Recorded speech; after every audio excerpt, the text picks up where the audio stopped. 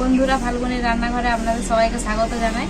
আবারও চলে এলাম। আজকে কই মাছের এক রেসিপি বানাবো। তো ভিডিওটা প্রথম থেকে শেষ অবধি পুরো দেখতে থাকুন আর আমার সাথে থাকুন। কই মাছের রেসিপিটার জন্য কড়াইটা বসিয়ে দিচ্ছি। আমি এখানে কই মাছ নিয়ে নিয়েছি এই সাইজের, দেখুন। আর ভালো করে কেটে ধুয়ে বেছে নিয়ে চলে এসেছি। এরপর আমি এটাতে লবণ হলুদ মাখিয়ে দেব।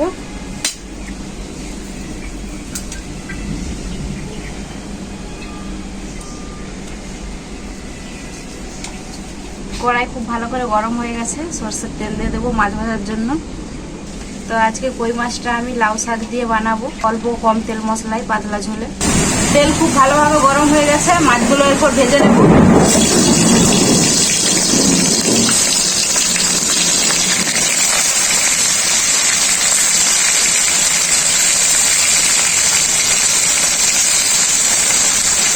রান্নাও আরম্ভ করে দিয়েছি, আর মেয়েও প্রচুর জোরে বৃষ্টিও আরম্ভ হয়ে গেছে।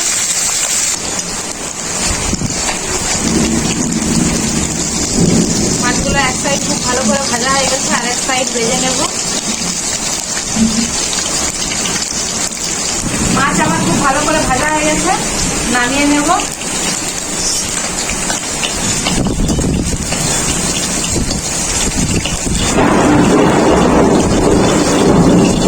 একইভাবে আমি সব মাছগুলো ভেজে নেব। তো মাছগুলো আমার সব ভাজা হয়ে গেছে। এরপর মাছ ভাজা তেলে আর একটু সরষের তেল দিয়ে দেবো কড়াইতে। আর এখানে আমি দুটি সবজি নিয়েছি কই মাছের রেসিপিটা বানানোর জন্য, আপনাদেরকে দেখিয়ে দিই।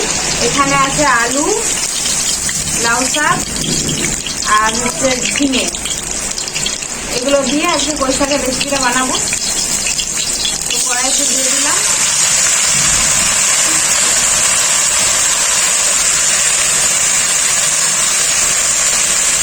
কিছুক্ষণ ঢাকা দিয়ে রেখে দেব। 10 থেকে 15 মিনিটের মতো ঢাকা দিয়ে রেখেছিলাম। এখন খুলে দেখে নেব।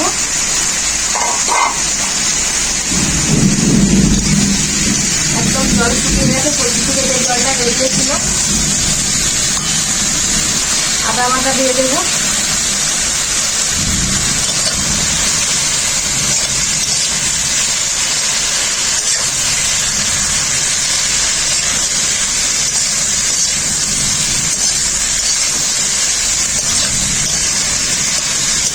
এখানে আছে জিরে, গোলমরিচ, ধনে একসাথে বাটা দিয়ে দেব।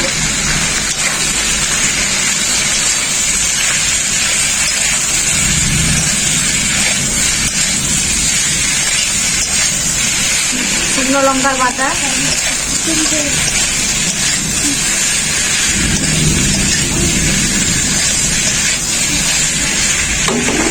হলুদ গুঁড়ো, পরিমাণ মতো লবণ, একসাথে খুব ভালো করে মশলাটাকে কষিয়ে নেব।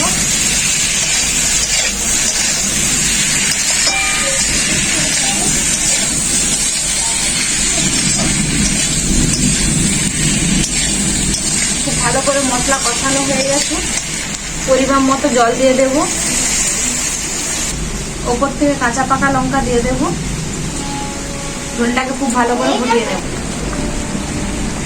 এটা আমার খুব ভালো করে ফুটে গেছে। এরপর মাছ ভাজাগুলো দিয়ে দেব।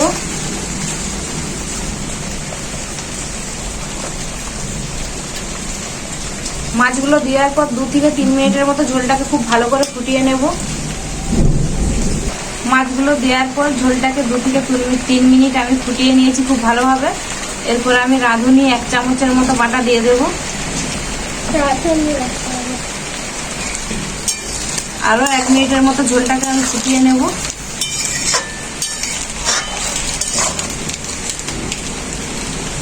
রাঁধুনিটা দেওয়ার পর 1 মিনিটের মতো ঝোলটাকে খুব ভালো করে ফুটিয়ে নিয়েছি। আর এখন আমার কই মাছ আর লাউ শাকের রেসিপিটা একদম রেডি পুরোপুরি ভাবে। আমি নামিয়ে নেব।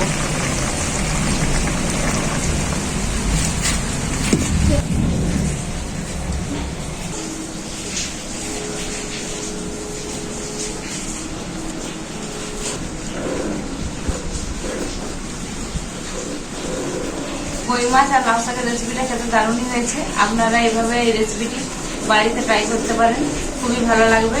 রেসিপি কেমন হয়েছে কমেন্ট করে জানাবেন। ভিডিও ভালো লাগলে লাইক শেয়ার সাবস্ক্রাইব করে দেবেন। আপনারা ভালো থাকবেন, সুস্থ থাকবেন, এভাবেই আমার পাশে থাকবেন। আবার দেখা হবে পরবর্তী ভিডিওতে অন্য কোনো রেসিপি নিয়ে।